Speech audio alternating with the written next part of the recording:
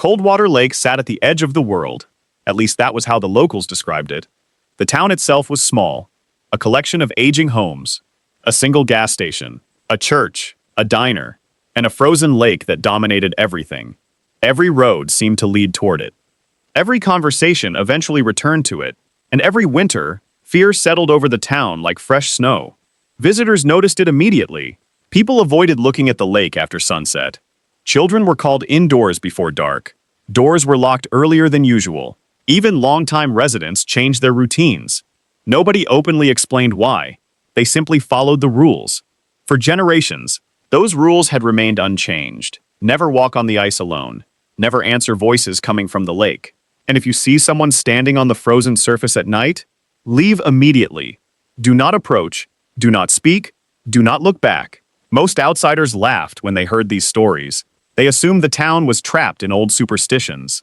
But the disappearances were real. Town records documented them, year after year, decade after decade. Men, women, teenagers, visitors, all vanished near the lake. Some disappeared while fishing, others while walking. A few simply vanished without explanation. No bodies were recovered.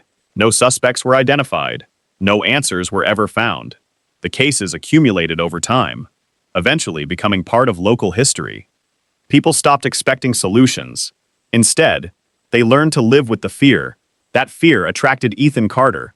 Ethan worked as an investigative journalist. He specialized in unusual disappearances, unsolved mysteries, forgotten cases, stories that most people ignored. A recent disappearance had brought Coldwater Lake back into national headlines. 17-year-old Liam Parker had vanished 3 weeks earlier. The search had failed. The investigation had stalled. The story should have ended there. Instead, strange rumors began appearing online. Rumors of faces beneath the ice, voices calling from the frozen lake, and mysterious footage recovered from Liam's camera. Most reporters dismissed the claims. Ethan did not. Experience had taught him something important. Legends rarely contain the full truth, but they usually started somewhere. Someone knew something. Someone had seen something. And if enough people were afraid to discuss it, there was often a reason. The road into Coldwater was nearly empty. Snow covered everything. The sky remained gray. The lake appeared long before Ethan reached town. It stretched across the landscape like a sheet of white glass. Endless, silent, cold. Even from a distance, something about it felt wrong. Perhaps it was the size, perhaps it was the isolation, or perhaps it was the way the town seemed to face away from it, as if nobody wanted to look directly at the water. Ethan checked into the local motel. The owner barely spoke. When Ethan mentioned the lake, the woman immediately changed the subject. It was the first warning, but not the last. Later that evening, Ethan visited the diner. The building was warm, crowded, comfortable, yet conversation stopped when he entered. Several people watched him. Nobody smiled. Nobody welcomed him. A television mounted above the counter displayed a news report about Liam Parker. The room remained silent. Ethan sat near the window. From there, he could see part of the lake. The frozen surface reflected moonlight. For a moment, everything appeared perfectly normal. Then he noticed something. Far out on the ice, a dark figure, standing completely still, watching the town. Ethan narrowed his eyes. The figure did not move, did not walk, did not react. It simply stood there, alone, motionless. Several customers noticed Ethan staring. One woman immediately closed the blinds. Another crossed herself. Nobody explained. Nobody needed to. The message was clear. People here were afraid. Not nervous, not cautious, afraid. And fear on that scale usually came from experience. As Ethan left the diner, he looked toward the lake again. The figure was gone. Only snow remained. Only darkness. Only silence. But somewhere beneath the frozen surface of Coldwater Lake, a mystery waited. And Ethan had just taken the first step toward uncovering it. The next morning began before sunrise.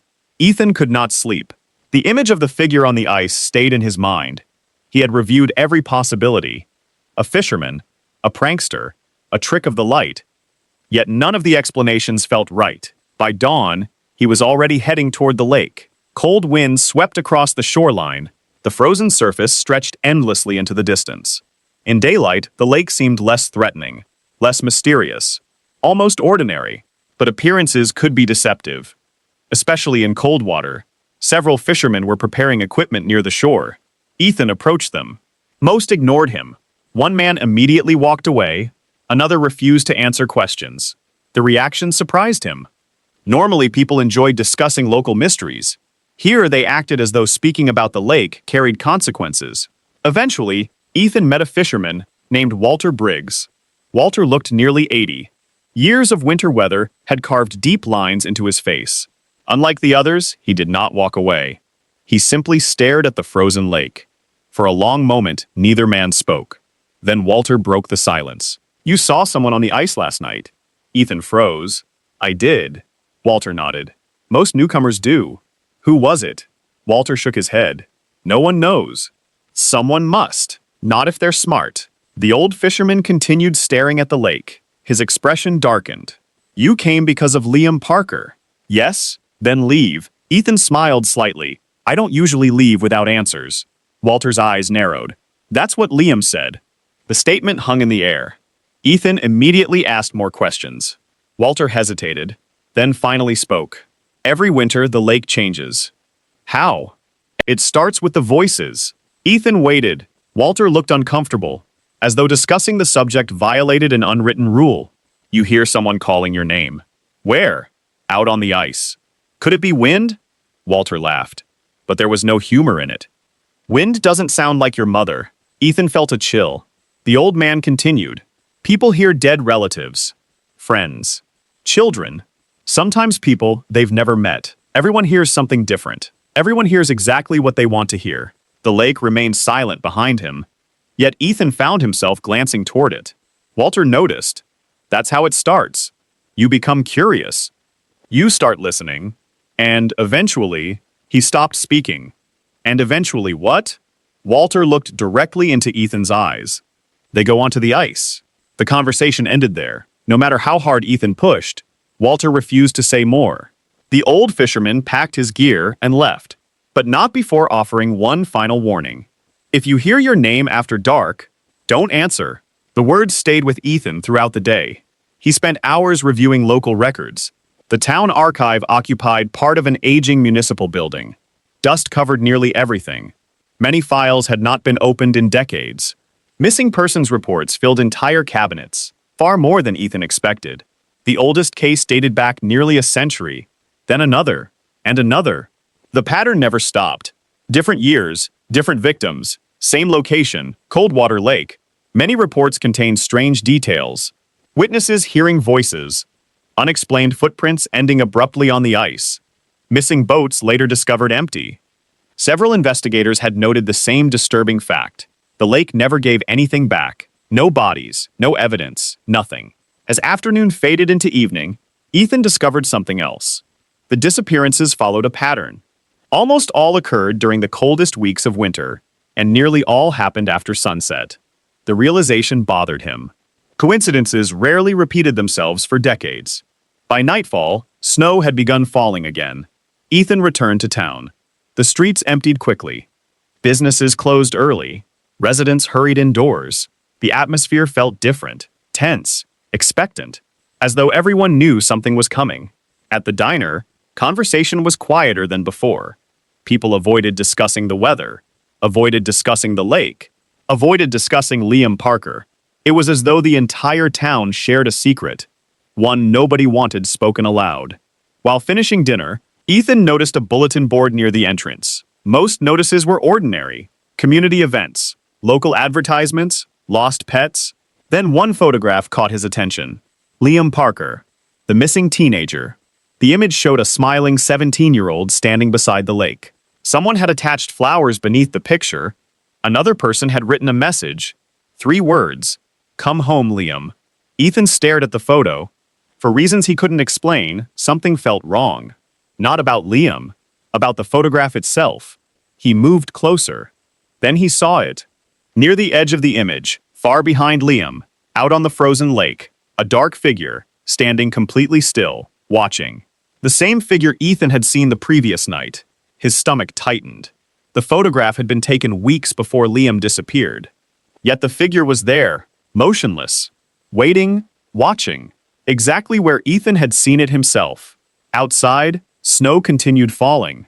The wind howled across Coldwater Lake, and somewhere in the darkness beyond the town, something was calling, waiting for someone to listen. The photograph changed everything. Until that moment, Ethan had considered the figure on the ice a coincidence. Now he wasn't so sure. The same dark silhouette had appeared in a photograph taken weeks earlier, and shortly afterward, Liam Parker vanished. The connection was impossible to ignore. The next morning, Ethan focused entirely on Liam's case. If Coldwater Lake held answers, they would begin with the last person who disappeared. Liam Parker had been 17 years old. A good student, no criminal history, no signs of depression, no reason to run away. Everyone described him the same way: curious, friendly, adventurous, the type of person who wanted answers, exactly the type of person drawn toward mysteries. As Ethan spoke with Liam's friends, a strange pattern emerged. Something had changed during the final weeks before his disappearance. At first, the changes were small. Liam became distracted. He stopped paying attention during conversations. He spent long periods staring toward the lake. Sometimes he disappeared for hours without explanation. His friends assumed he was dealing with personal problems. Then things became stranger. One friend named Sarah described an incident 2 weeks before Liam vanished. They had been walking near the shoreline after school. The sun was setting. The lake was almost completely frozen. Without warning, Liam stopped walking. He stared across the ice, completely motionless. Sarah asked what was wrong. Liam never answered. Instead, he whispered something. "What?" Sarah had asked. Liam continued listening, as though someone was speaking. Finally, he replied, "Can you hear that?" Sarah heard nothing. Only wind. Only silence. Liam looked confused, then frightened, and from that day forward, everything changed. Other friends reported similar incidents. Liam frequently complained about hearing voices, not random voices, specific voices, people he knew, people he trusted, sometimes family members, sometimes childhood friends. One night he claimed his grandfather had spoken to him from the lake. The problem was obvious. His grandfather had died nearly 10 years earlier. At first, everyone assumed Liam was joking. Then they realized he wasn't. The fear in his voice was real. The fear in his eyes was real, and it kept getting worse. A week before disappearing, Liam began carrying a camera everywhere. He told friends he wanted proof. Proof of what? Nobody knew. He refused to explain. Whenever someone asked questions, he changed the subject. Then came the final night. The night Liam vanished. According to phone records, he left home shortly after 9 p.m. His parents believed he was visiting a friend. Instead, security cameras captured him heading toward Coldwater Lake. Alone. That was the last confirmed sighting. No one saw him afterward. No one knows what happened next. Search teams combed the area for days. They found nothing. No footprints, no clothing, no signs of a struggle, no body. Only one thing remained: his camera. A volunteer searcher discovered it buried beneath fresh snow near the shoreline. The device was damaged but functional. Police recovered the footage. Most of it appeared ordinary. Liam walking around town, filming the lake, recording short personal messages. Nothing unusual, nothing mysterious. Then the final video appeared. The recording lasted less than 6 minutes, yet it changed the entire investigation. Ethan finally obtained a copy. He watched it alone in his motel room. The footage began shortly before midnight. Heavy snow covered the lens. Wind distorted the audio. Liam's breathing sounded nervous, uneven. The teenager pointed the camera toward the lake. The frozen surface stretched into darkness. Nothing seemed unusual. Then Liam spoke. "I can hear them again." The statement immediately caught Ethan's attention. Liam sounded terrified. Not excited, not curious, terrified. The camera continued moving forward, step by step, toward the ice. Several times Liam glanced over his shoulder, as though afraid someone was following him, or afraid something was. Then another sound appeared, faint, barely audible, a voice. The recording quality was poor. The words were impossible to understand, but something was definitely there. Someone seemed to be speaking. Liam stopped walking. The camera shook violently. For several seconds, only darkness filled the screen. Then he pointed the lens downward, toward the ice. At first, Ethan saw nothing, just frozen water beneath layers of snow. Then movement. Something shifted below the surface. A shadow. Large, human-shaped, moving impossibly deep beneath the ice. Ethan leaned closer. His pulse quickened. The shadow wasn't alone. Another shape appeared, then another, then another. Dozens. The figures moved beneath the frozen lake, slowly, silently, watching. The camera zoomed closer, and that was when everything changed. A face appeared beneath the ice, human, pale, motionless, eyes open. Staring upward, directly at Liam, the image lasted less than a second. Then it vanished. The footage erupted into chaos. Liam screamed. The camera dropped. Static filled the screen. A loud cracking sound echoed through the recording. Then complete darkness. The video ended. No explanation, no conclusion, no answers, only questions. Ethan sat frozen in silence. The room suddenly felt colder. The footage could have been fake, a hoax, an illusion. Yet experts had already examined the recording. None could explain the images. None could explain the voices. And none could explain what appeared beneath the ice. Outside, evening settled over Coldwater once again. Snow drifted through empty streets. The lake remained hidden beyond the darkness, silent, waiting. And for the first time, Ethan began wondering if the townspeople were right. Because if the footage was real, something was alive beneath Coldwater Lake. And it had been watching for a very long time. Ethan watched the footage again, then again, and again. Each time he noticed something new. A shadow that seemed to move against the current. A faint voice hidden beneath the wind. A pale face appearing for less than a second. The more he studied the recording, the less it made sense. By morning, he had viewed the final 6 minutes over 30 times. The footage should have provided answers. Instead, it created even bigger questions. The first thing Ethan did was contact a digital imaging expert. The specialist had spent years analyzing manipulated videos, fake footage, edited evidence, internet hoaxes. If Liam's recording had been altered, this man would find it. 2 days later, the report arrived. The results surprised everyone. No evidence of digital manipulation. No hidden edits. No inserted images. The footage appeared authentic. That didn't prove the faces were real, but it eliminated the simplest explanation. Someone had not added them afterward. Whatever appeared beneath the ice had been present during the recording.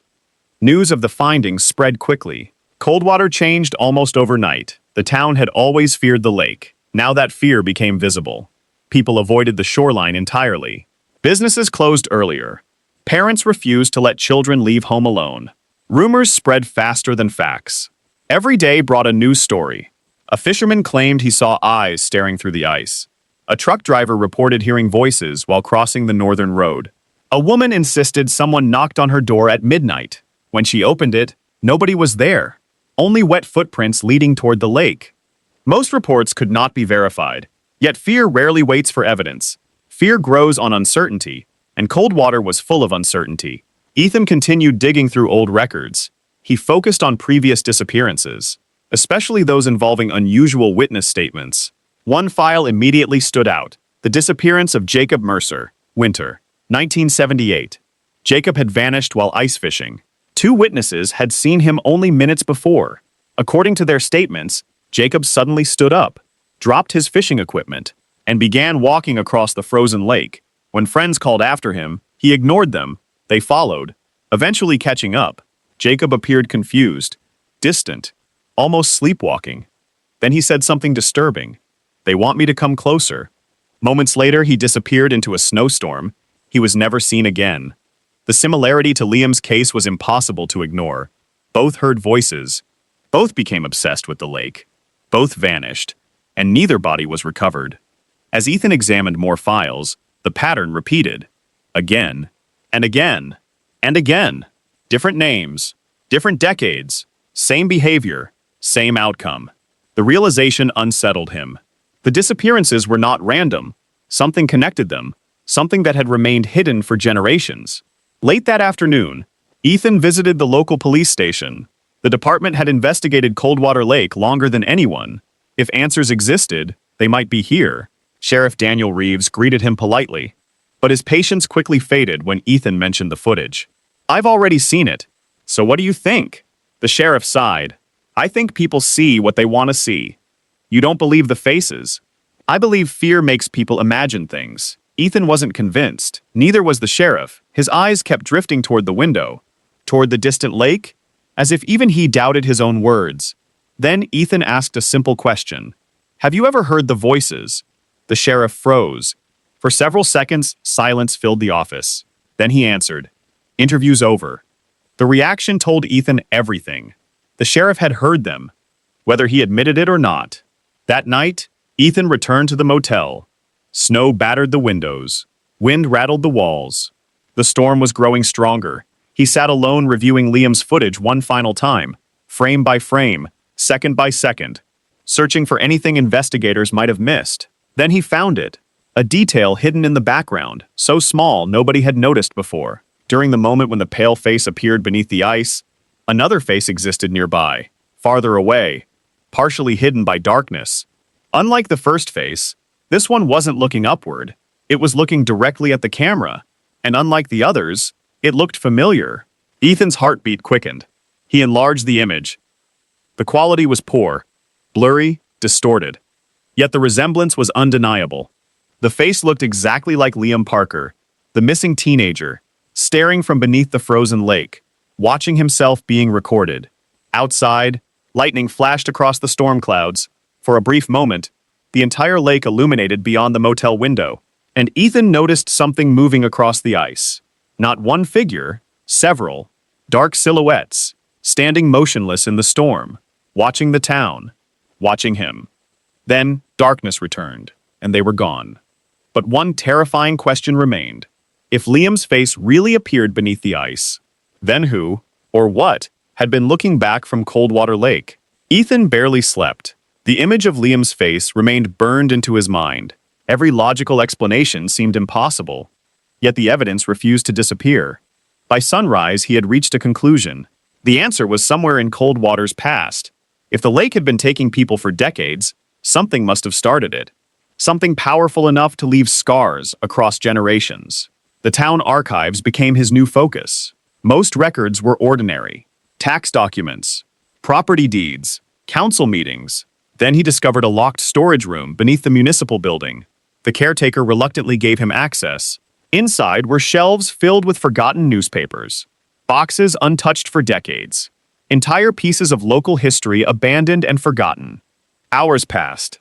Dust covered everything. Then Ethan found the story. A headline dated January 14th, 1952. The words stretched across the front page.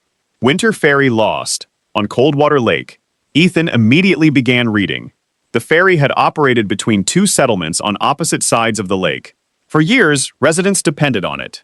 Even during winter. On the night of January 13th, a severe storm struck unexpectedly. Visibility collapsed. Temperatures plummeted. Despite warnings, the ferry left shore, carrying dozens of passengers. It never arrived. Search crews found debris the following morning. Pieces of wood, broken equipment, personal belongings. But no survivors. And no bodies. 37 people vanished. The lake swallowed them completely. The tragedy devastated the town. Families waited for weeks hoping someone would be found. No one was. Months passed, then years. Eventually, the disaster faded into history. Or at least that was the official version. Ethan continued reading. The later articles were far stranger. Witnesses claimed they saw people standing on the lake after the accident. Men and women matching the descriptions of the victims. Some appeared near the shoreline. Others walked across the ice during snowstorms. Each sighting ended the same way. The figures vanished. No footprints, no evidence, nothing. Authorities dismissed the reports. Grief, trauma, mass hysteria. Yet the sightings continued, for decades. A pattern began forming in Ethan's mind. The first major wave of strange activity followed the ferry disaster. Disappearances increased afterward. Reports of voices increased afterward. Sightings increased afterward. Could the tragedy have triggered everything? The theory made sense. At least initially. Then, Ethan found an article that destroyed it.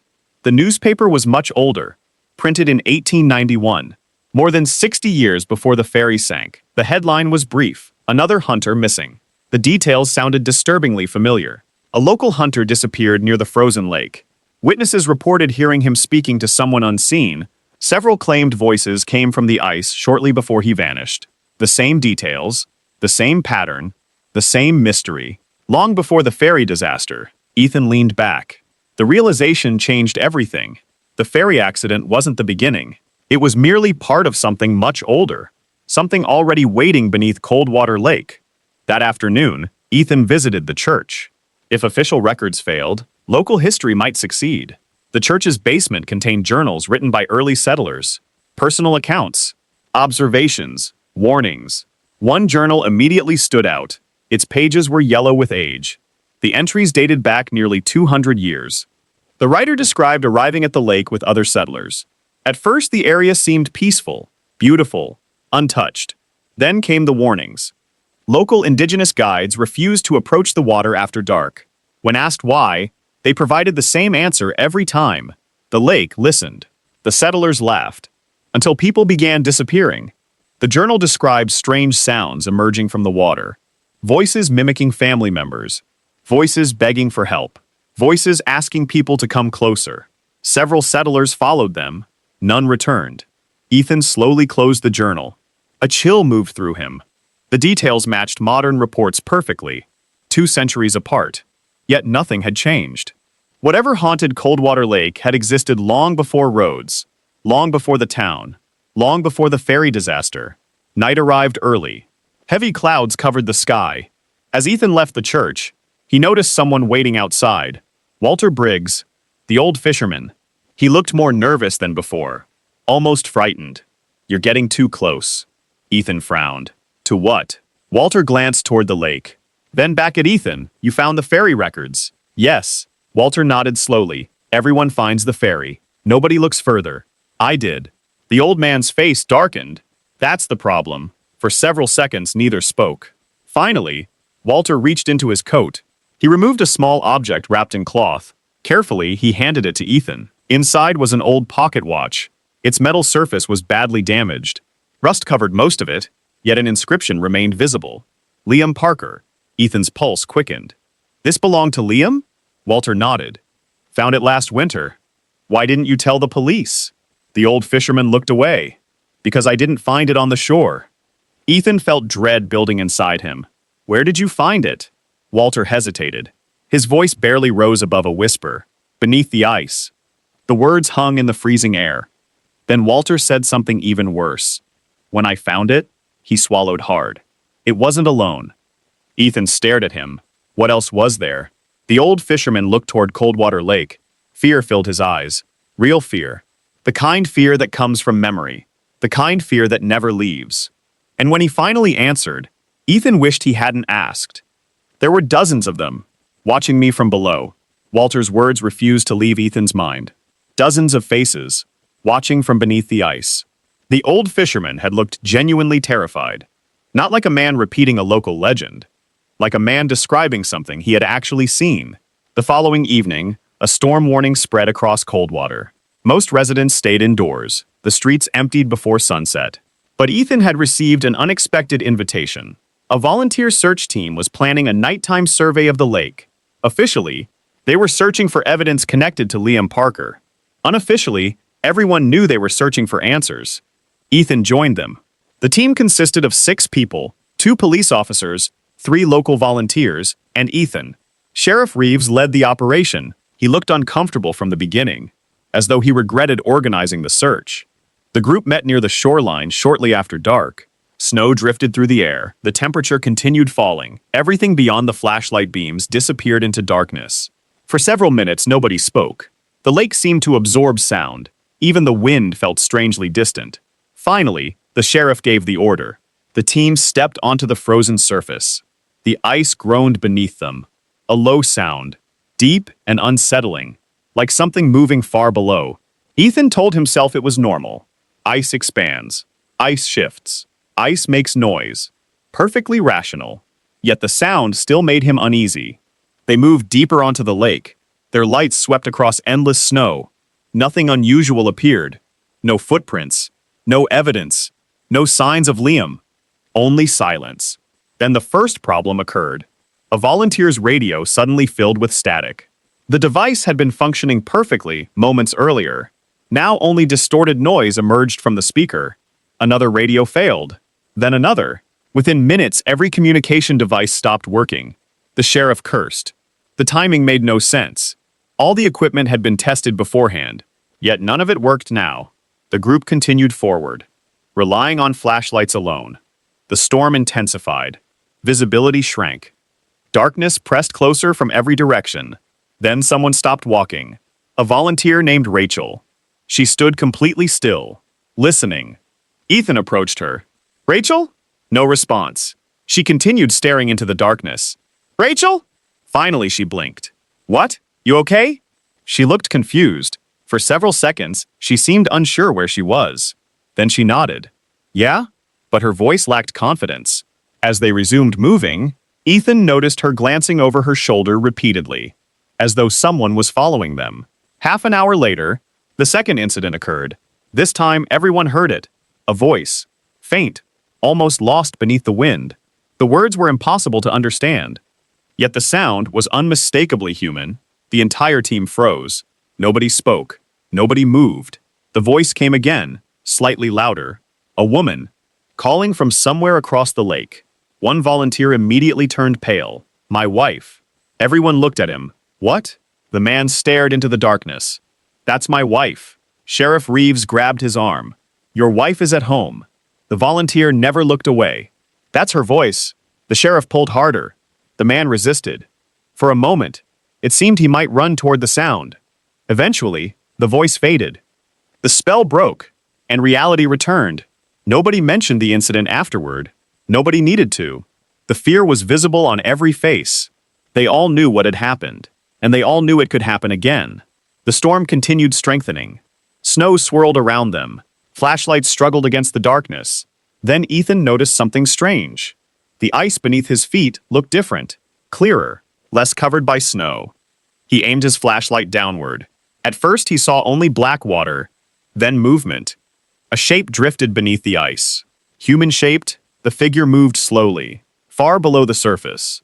Ethan stepped back. His pulse quickened. Another shape appeared. Then another. Then another. The darkness beneath the lake seemed crowded, filled with silent figures, watching, waiting. Before Ethan could react, Rachel screamed. Everyone spun toward her. She pointed at the ice. Terror filled her face. Something was moving directly beneath her feet. The shape rose upward. Closer, closer, closer, until a pale face emerged from the darkness. Eyes open, expression blank, looking directly at her. Rachel stumbled backward. The ice cracked. A sharp sound echoed across the lake. Everyone froze. Another crack followed. Then another. The frozen surface trembled beneath them. Panic spread instantly. The sheriff shouted for everyone to move. The team began retreating. Fast. Then running. The cracking intensified. Long fractures spread through the ice. Black lines racing across the frozen surface. Ethan ran with the others. Yet something made him look back. For only a second. That was all it took. Out in the storm, far beyond the flashlight beams. Dark figures stood motionless on the ice. Not one.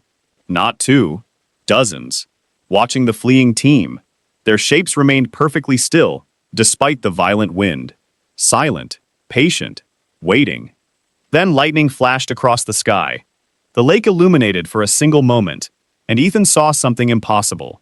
The figures weren't standing on the ice. They were standing beneath it, looking upward, as if the frozen lake were a ceiling. The darkness returned.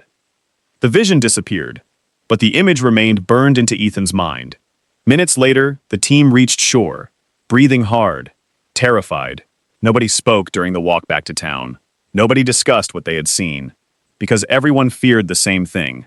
If the figures beneath the lake were real, then they weren't alone down there, and whatever was watching from the darkness had finally revealed itself.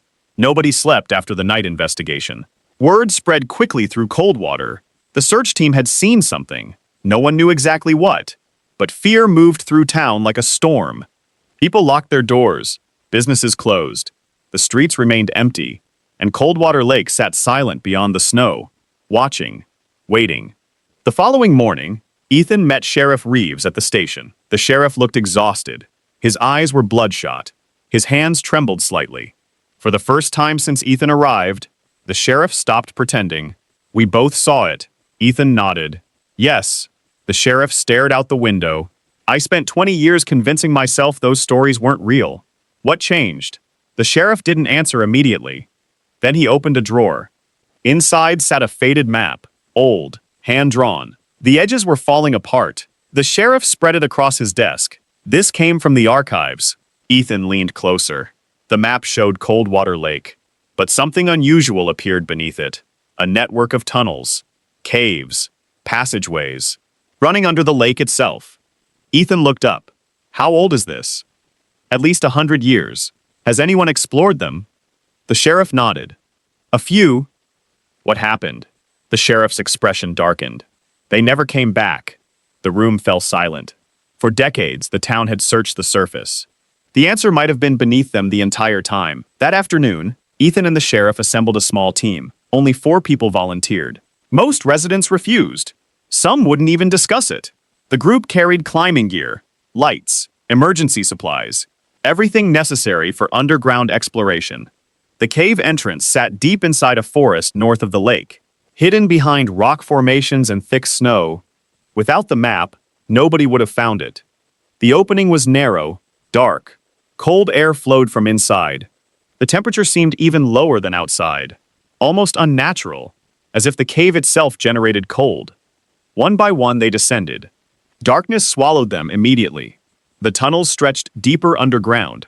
The walls glistened with moisture. Water dripped from above. Every sound echoed endlessly. Minutes turned into an hour. The deeper they traveled, the stranger the cave became. Symbols appeared on the walls. Ancient carvings, human figures standing beside a lake. Others showed people disappearing into darkness. Some depicted dozens of faces emerging from water. The carvings looked incredibly old, far older than the town, far older than the ferry disaster. Someone had known about Coldwater long before recorded history. Then they found the first object. A backpack, half buried beneath dirt, weathered by time. Ethan immediately recognized it. Liam Parker's. His name remained visible on the fabric. A chill swept through the group. The missing teenager had been here, not on the lake, not beneath the ice, inside the tunnels. They continued forward. Soon more items appeared. A wristwatch, a jacket, a flashlight. Personal belongings scattered throughout the cavern. Each matched a different missing person report. Some recent, some decades old.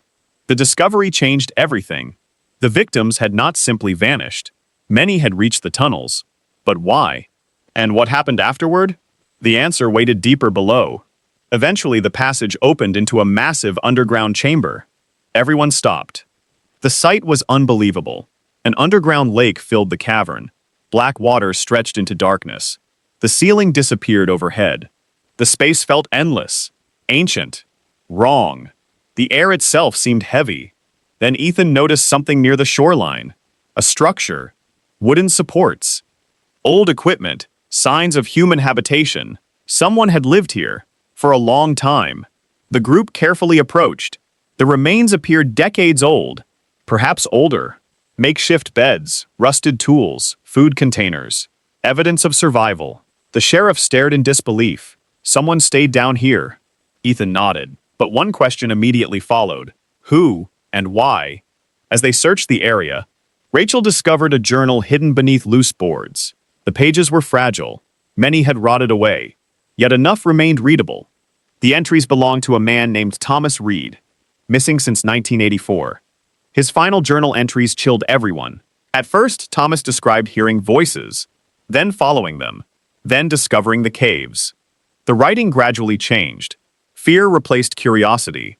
The final pages became desperate, disorganized, almost frantic. One entry stood out above all others.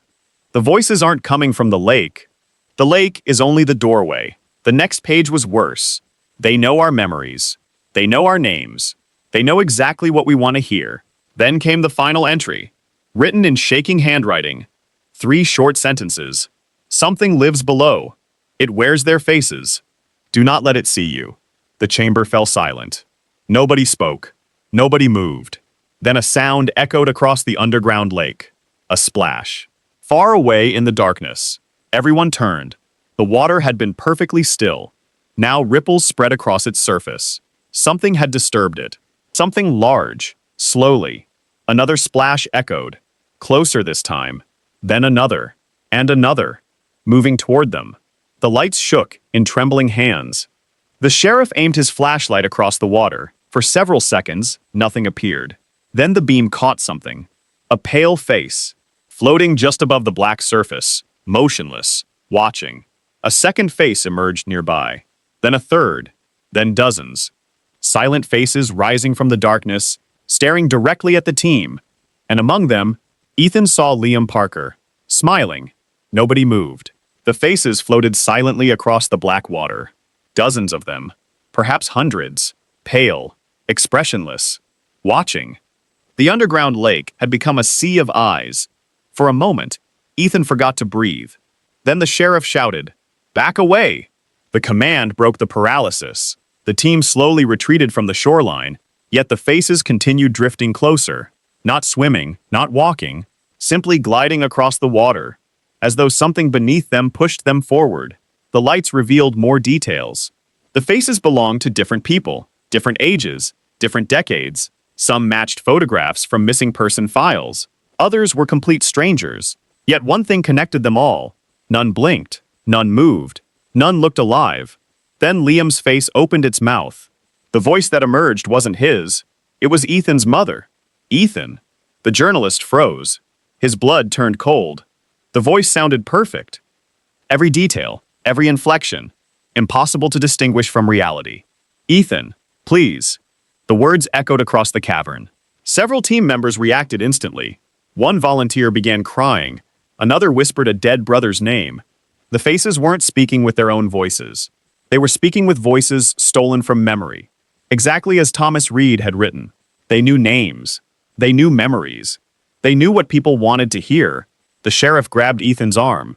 "Don't listen." The warning came just in time, because Ethan had already taken a step toward the water. Without realizing it, the realization terrified him. The voices weren't merely calling. They were influencing, pulling, drawing people closer, just as they had done for generations. The group retreated deeper into the chamber. The faces followed, always remaining at the edge of the light, never attacking, never rushing, only watching, as if they knew escape was impossible. Then Rachel discovered something. A second passage hidden behind collapsed rock. Ancient carvings covered the entrance. Unlike the others, these symbols were preserved remarkably well. Ethan examined them carefully. The images told a story older than Coldwater, older than the settlers, older than recorded history. The carvings showed a tribe living beside the lake. At first, everything appeared peaceful. Then strange figures emerged from the water. The beings copied human appearances, copied voices, copied loved ones. The tribe believed spirits had returned. Many followed them into the lake. None returned. The next carvings showed fear, warnings, attempts to seal something beneath the water. A final image revealed the most important detail. The lake wasn't the source. Something beneath the lake was. A deeper place, a deeper darkness, a prison. The sheriff stared at the carvings. "So what are we dealing with?" Nobody answered immediately, because nobody knew. Several theories suddenly fit the evidence. Perhaps an unknown species lived beneath the lake, a creature capable of mimicry. Perhaps underground gases caused hallucinations. Perhaps generations of fear had created mass hysteria. Or perhaps the oldest stories were true. Something ancient existed below Coldwater, something that used human memories as bait, something that had been hunting for centuries. The team entered the hidden passage. The tunnel descended sharply. The deeper they traveled, the colder the air became. Breath formed thick clouds. Ice coated the walls. Eventually they reached another chamber, smaller than the first, but far more disturbing. The floor was covered with personal belongings, thousands of them, watches, clothing, photographs, wallets, children's toys. Every item belonged to someone who had vanished. The missing weren't random victims. They were connected, collected. The discovery raised an even darker possibility. What if nobody had ever escaped? What if every disappearance led here? Then Ethan noticed something on the far wall, a message, scratched into stone. Hundreds of names covered the surface. Victims, decades of victims, perhaps centuries. Near the bottom, one name appeared fresh, recently carved, Liam Parker. Directly beneath it was another message, written in uneven letters, a warning or a confession. Nobody could tell. The words read, "They are not the dead." A loud sound suddenly echoed through the tunnel, a deep rumble. The ground trembled, dust fell from above. The underground lake behind them erupted with movement. Hundreds of splashes echoed through the darkness. The faces were no longer drifting. They were coming, fast. The team grabbed their equipment and ran. Behind them, voices filled the cavern. Hundreds of voices, thousands, parents, children, friends, lovers, calling their names, begging them to stop, begging them to turn around. The sound became overwhelming, and somewhere beneath the voices, something else awakened, something much larger. Something that had remained hidden beneath Coldwater Lake for centuries, and now it was moving. The tunnel shook violently. Rocks crashed from the ceiling. Ice cracked along the walls. The entire cave system seemed alive, breathing, awakening. The team ran through the darkness. Behind them, the voices continued. Hundreds, perhaps thousands, calling from every direction. Some cried. Some screamed, some laughed, and every single voice sounded familiar.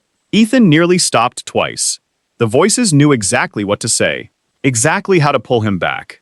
The thing beneath Coldwater understood people. It understood grief, regret, love, loss.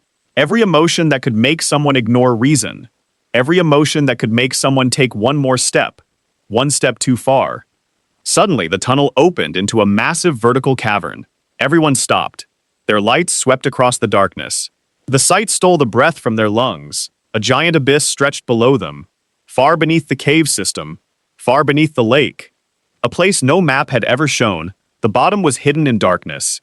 Yet something moved down there, something enormous, slowly, patiently, watching. Then the voices stopped. Complete silence filled the cavern. For several seconds, nobody moved. Nobody spoke. Then a new sound emerged, a heartbeat. Deep, powerful, ancient. The entire cavern vibrated with each pulse. Boom, boom, boom.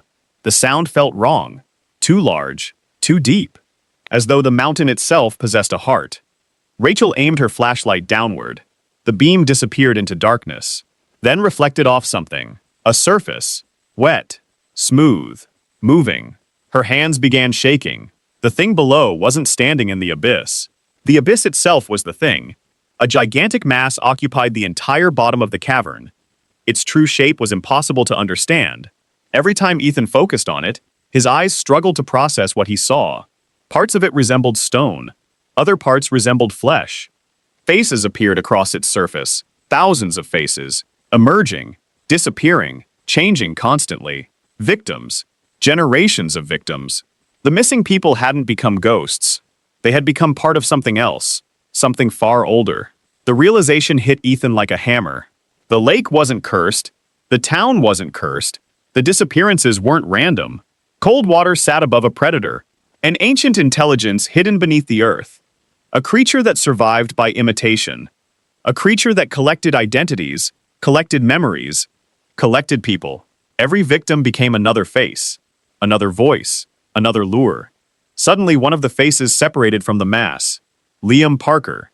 He emerged from the darkness, perfectly intact, standing on a ledge below. His expression looked normal, human, alive. Ethan. The voice sounded real, painfully real. "Help me," Rachel gasped. The sheriff looked away. Nobody wanted to believe what they were seeing. Yet part of them did. That was the danger. The creature never forced people. It convinced them. Liam took another step forward. Tears filled his eyes. "I'm still here. Please, don't leave me." Ethan felt doubt creeping into his mind. What if it really was Liam? What if everyone else had been wrong? What if... A sudden memory interrupted the thought. Thomas Reed's journal. 3 simple words. "It wears faces." The realization shattered the illusion. Ethan raised his flashlight, and for the first time, he stopped looking at Liam's face. Instead, he looked at the shadows behind him. Something moved there. Something enormous. Liam's expression changed instantly. The sadness vanished. The humanity vanished. The smile that replaced it was not human, not even close. His mouth widened far beyond normal limits. His eyes became completely black. and the thing beneath the cavern finally revealed itself. Thousands of faces erupted across the darkness, all smiling, all watching. The entire abyss moved. A living ocean of stolen identities. The sight broke Rachel. She screamed. The creature reacted immediately. The cavern exploded with voices. Every face began speaking at once. The sound was unbearable. The team staggered backward. Blood trickled from Ethan's ears. The sheriff shouted something, but the noise drowned it out. Then another sound appeared. A crack. The ceiling above them fractured. The ancient cavern had become unstable. Massive chunks of rock collapsed. Ice shattered. The entire system was beginning to fail. The sheriff grabbed Ethan. "Move!" The team ran. Behind them, the creature surged upward.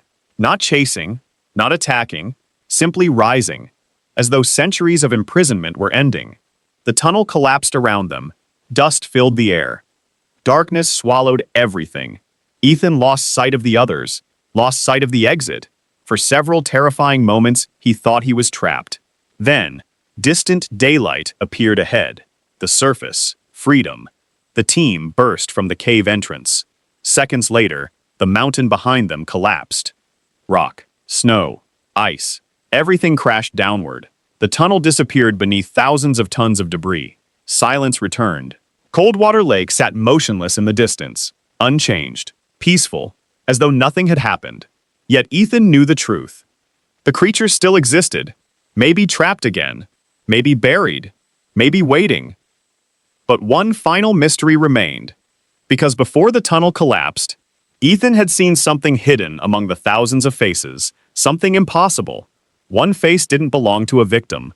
One face wasn't human at all, and it had been smiling directly at him. The official story reached the public 3 days later. A cave collapse, an abandoned tunnel system, a tragic geological event, nothing more. That was the explanation released to the media. Most people accepted it. Most people never learned the truth. Coldwater wanted it that way. The town had spent generations hiding from the mystery. Now it wanted to bury it forever. But Ethan couldn't forget what he had seen. Every night, the same images returned. The underground lake, the endless faces, the creature beneath the abyss, and that final face, the one that wasn't human, the one that had smiled at him. Weeks passed. Search teams examined the collapse site.